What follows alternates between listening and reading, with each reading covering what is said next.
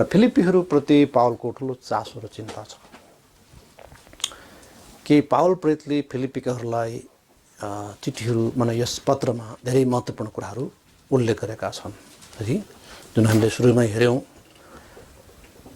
फिलिप्पी 3:1-3 पदहरूमा कि यस खण्डमा मूलभूत रूपमा यहुदीहरूलाई सङ्केत गरेको छ, इङ्गित गरेको छ।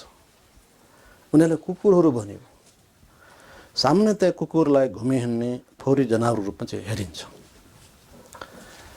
हैन, यताउता घुमी हिँड्ने। विशेष गरेर पूर्वीय संस्कृतिमा त्यो छ होला। अहिले धेरै राष्ट्रहरूमा धेरै मानिसहरूले कुकुरलाई बडो सम्मानपूर्वक पाल्छन्, मान्छेलाई भन्दा पनि धेरै खर्च गर्छन् हैन। बरु मान्छे चाहिँ भुइँ सुत्ला, कुकुरलाई खाटमा सुताएको हुन्छ, त्यो छुट्टै कुरा हो। तर सामान्य रूपमा चाहिँ त्यो होइन। कुकुर एउटा घुमी हिँड्ने फोहोरी जनावर हो र त्यस रूपमा चाहिँ यहुदीहरूलाई यहाँ भनेको। र किन यहुदीले यो भन्यो भन्दाखेरि यहुदीहरू परमेश्वर सत्यताको विरोधी भए र परमेश्वरको अचम्मको त्यो सत्यता पाएर पनि त्यसलाई ओकेल्नेहरू भए र सत्यतालाई इन्कार गर्नेहरू भए र फोहोरलाई स्वीकार गर्नेहरू भए र साथै उनीहरूलाई खराब काम गर्नेहरू पनि भनेको छ।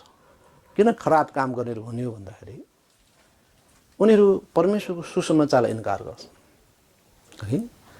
त्यस समूह आफूलाई धार्मिकताका सेवकहरू भन्दथे, तर पावल उनीहरूलाई खराब काम गरेर भनेर भन्छन्।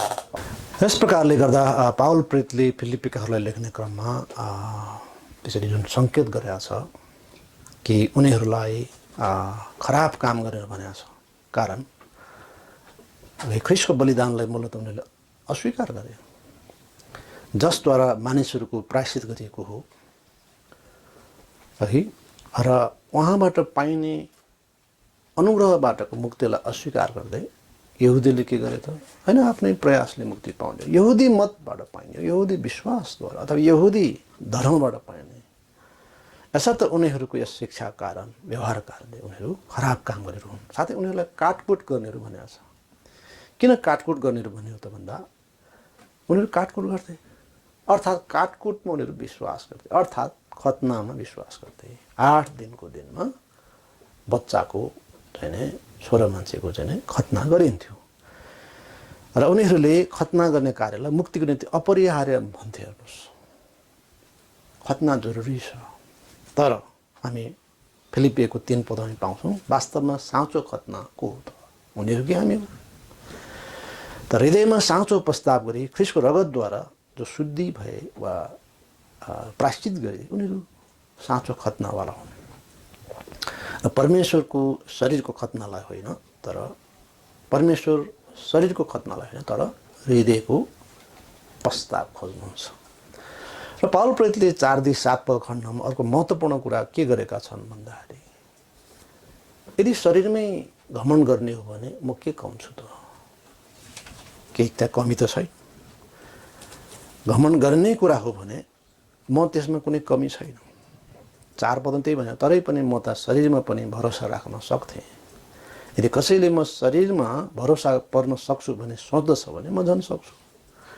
8औं दिनमा मेरो खतना भयो, इस्राएली जातिको हुँ, बेन्यामिन कुलको हुँ, हिब्रूको हिब्रू हुँ, जसको व्यवस्थाको विषयमा भन्नु हो भने म फरिसी हुँ, जोसको विषयमा भन्नु हो भने मण्डलीलाई सताउने हुँ, व्यवस्थामा भएको धार्मिकताको विषयमा भन्नु हो भने म दोषरै थिएँ।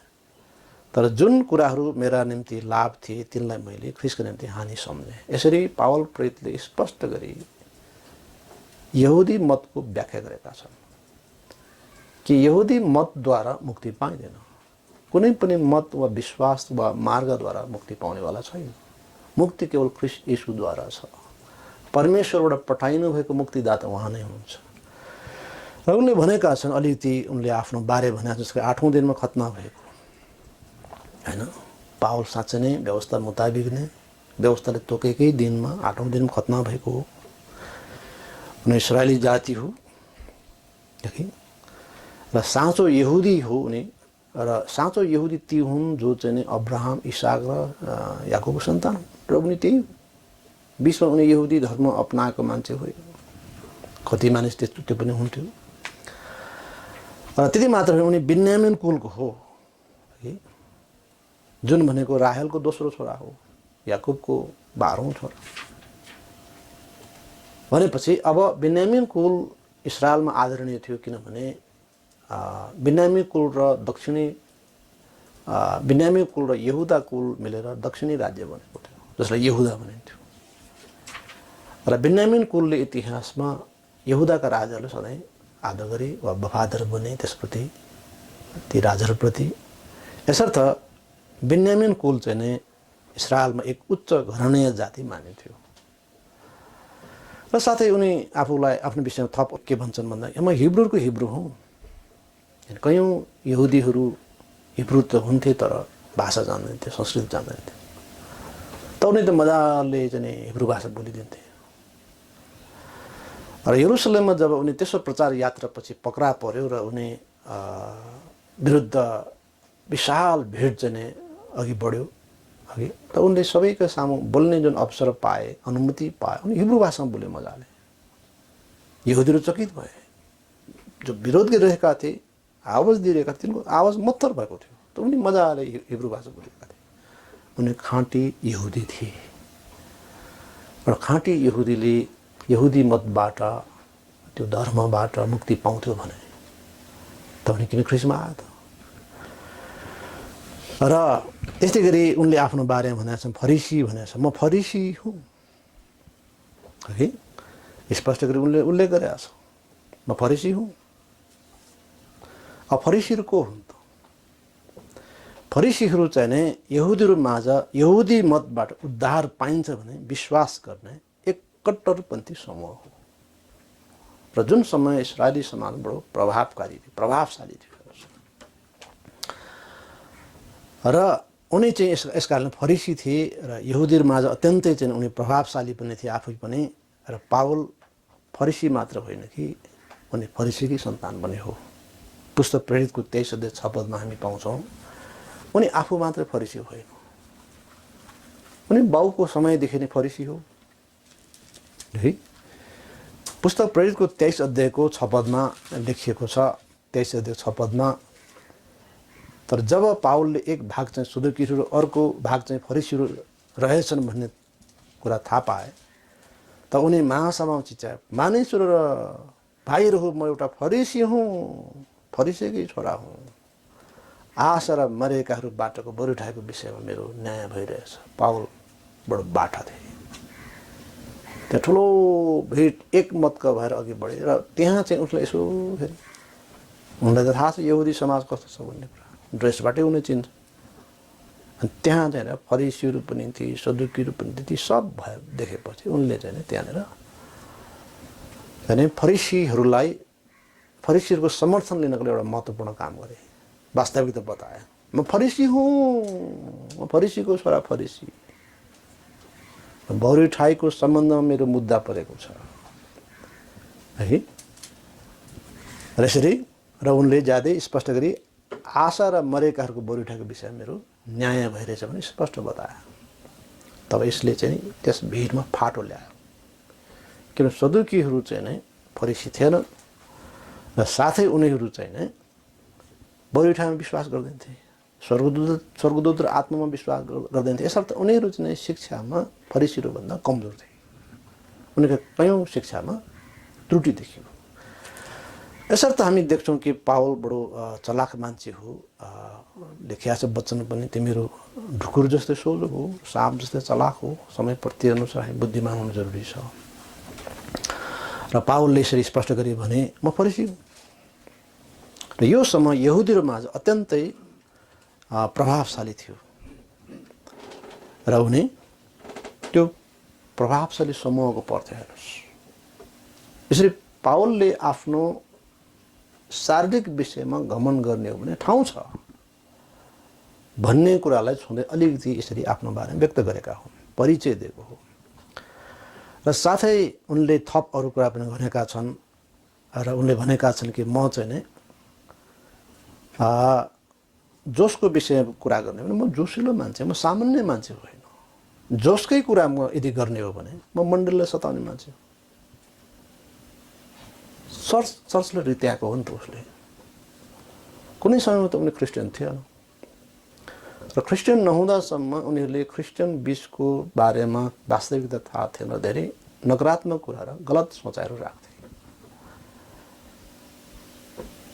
कुनै समयमा हामी पनि यस शिक्षाभन्दा बाहिर थियौँ, हाम्रो विषय पनि धेरै, हाम्रो मनमा पनि धेरै शङ्काहरू थिए, प्रश्नहरू थिए। त आज हामीलाई के छ त, यी सबै प्रश्नहरू जवाफ मिलेको, हामीलाई आज शान्ति छ, आनन्द छ। त्यसरी आज धेरै मानिसहरू होलान् जो चाहिँ ख्रिस्टमा छैनन्, उहाँहरूले ख्रिस्टियनहरू प्रतिको सोचाइमा नकारात्मक र अनेकौँ भिन्न सोच राखेको हुनसक्छ। र तैपनि पावल जस्तै त होइन। त पावल जोसकै कुरा गर्ने हो भने परमेश्वर मण्डलीलाई सताउने मान्छे हो है। पावल अत्यन्तै जोसिला मानिन्थे। हेर्नुहोस्, यहुदीहरूले उसलाई जोसको रूपमा, जोसको कुरा गर्ने हो भने अत्यन्तै जोसिला मान्छे रूपमा उसलाई पाएकै हो। र पुस्तक प्रेरितको 8 अध्यायको 3 पदमा हामी पाउँछौँ कसरी उसले मण्डलीलाई संहार गरेका था। तपाईँले त्यो खण्ड हेर्नुभयो भने थाहा गर्नुहुन्छ, पुस्तक प्रेरितको 8 अध्याय 3 पदमा कि पावल कसरी है यस कार्यमा कसरी चाहिँ जोसिला थिए त।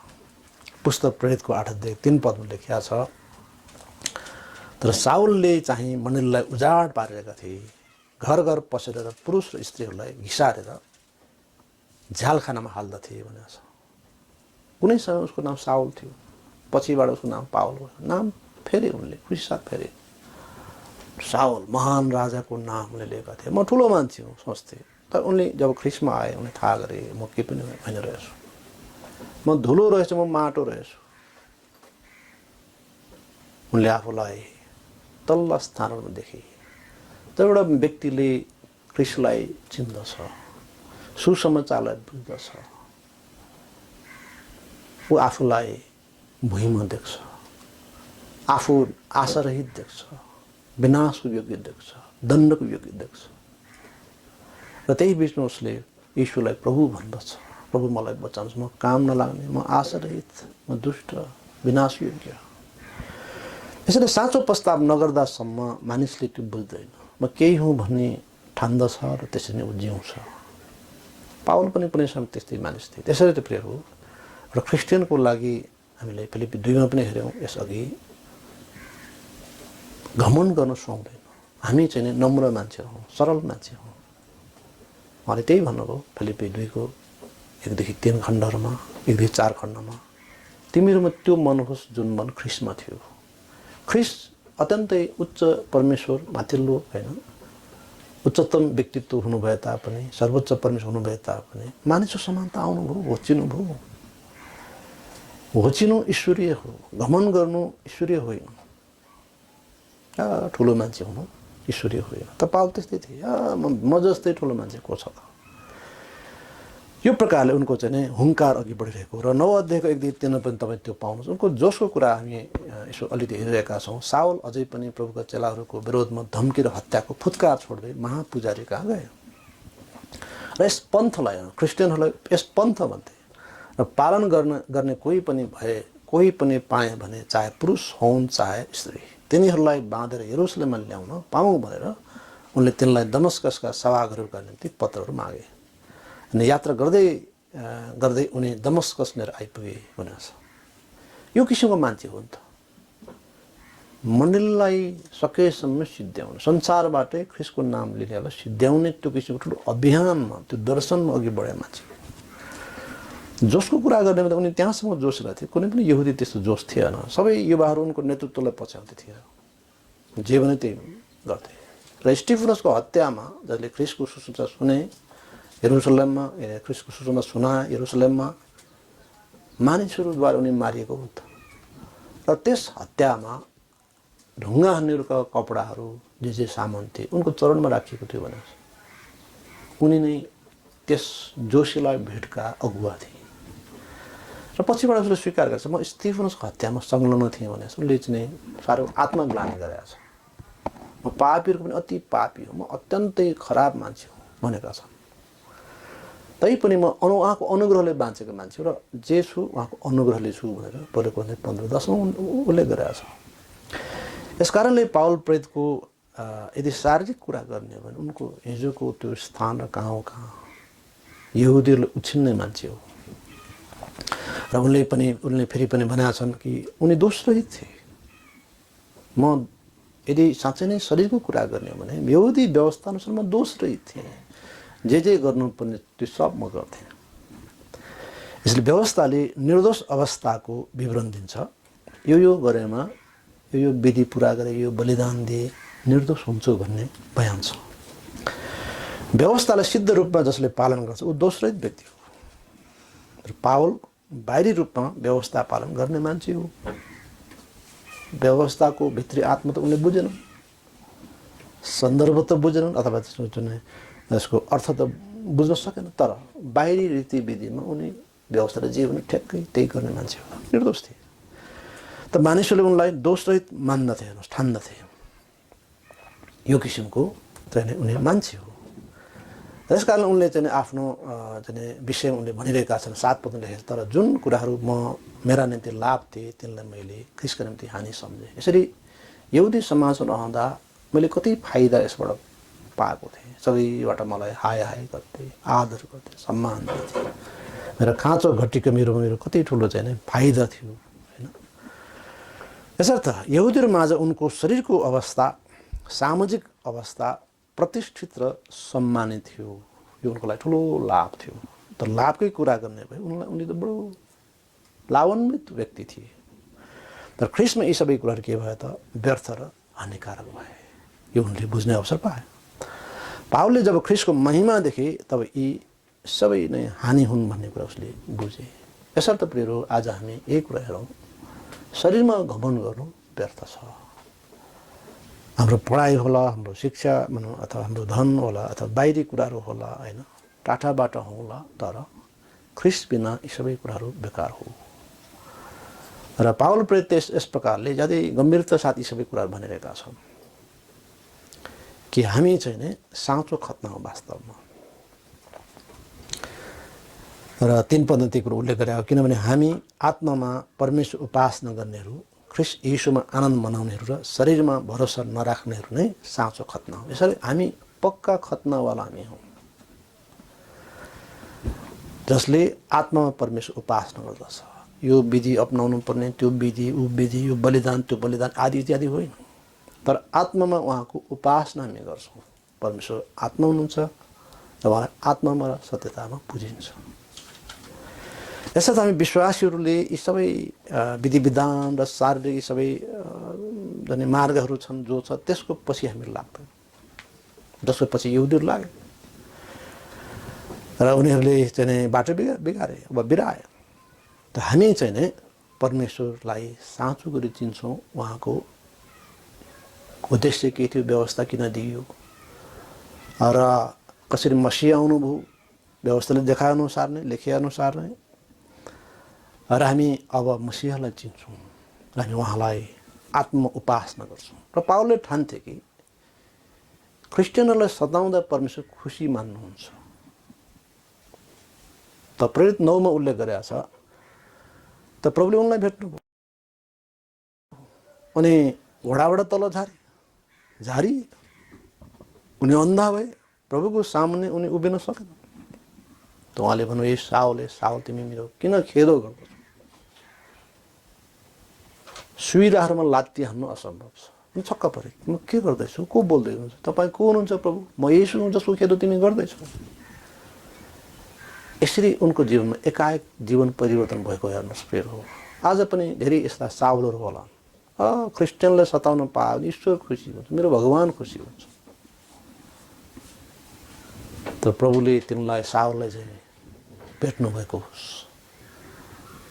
हैन। साउलकै अवस्था हुनु पर्दैन, तर प्रभुको अनुग्रहले, प्रेमले भेट्नु भएको होस् र त्यो बुझ्ने अवसर पाउन् कि यीशु नै प्रभु हुँदो रहेछ। र इसाईहरूलाई सताउनु भनेको सुइराहरूमा लात्ती हान्नु बराबर हो। यो खतरनाक कार्य हो। इसाई विरोधी गतिविधि गर्नु भनेको परमेश्वरको विरुद्ध कार्य गर्नु हो, अपराध गर्नु हो। यसर्थ हामी परमेश्वरको उपासना गर्ने हौँ, आत्मा उपासना गर्ने हौँ र ख्रीष्ट यीशुमा आनन्द मनाउने हौँ। यसैले हामी खुसी हौँ ख्रीष्ट यीशुमा, किनभने हाम्रो परिस्थिति जस्तो छ ख्रीष्ट यीशु हाम्रो पक्षमा हुनुहुन्छ, परमेश्वर हाम्रो पक्षमा हुनुहुन्छ। यो जस्तै ठुलो कुरा केही छैन। जब हामी आनन्दित हुन्छौँ, शैतान पराजित हुन्छ, विपक्षीहरू पराजित हुन्छ। जब हामी निराश हुन्छौँ, हताश हुन्छौँ, होइन, शङ्का गर्छौँ, हामी आफै चाहिँ ललबरिन्छौँ, शैतानलाई मजा आउँछ, विपक्षीहरूलाई आनन्द हुन्छ। जब हामीहरू जोसिला हुन्छौँ, प्रभुको निम्ति उत्साही हुन्छौँ, आनन्द साथ हामी जिउँछौँ, हाम्रो विरोधीहरू दुःखी हुनेछ। म हावा भएँ है, उनीहरू सत्य ठहरिए। तसर्थ प्रियहरू, हामीहरू प्रभुको निम्ति हामी जिउँ, ठिकसँग अघि बढौँ, आत्मामा हामी जोसिला हौँ र प्रभुलाई आत्मामा हामी उपासना गरौँ, दिनहुँ उहाँसँग जिउँ, आनन्द साथ हामी जिउँ, किनकि प्रभुको आनन्द हाम्रो बल हो। यहोशू नहमियाले भनेका छन्, नहमिया 8:10 पदमा, परम प्रभुको आनन्द नै हाम्रो बल हो। जब आनन्दित हुन्छौँ हामी सामर्थ्य पाउँछौँ। परम प्रभुको आनन्द, प्रभुको कारणले आनन्द, प्रभुको सत्यता कारणले आनन्द, उहाँको प्रतिज्ञा कारण आनन्द।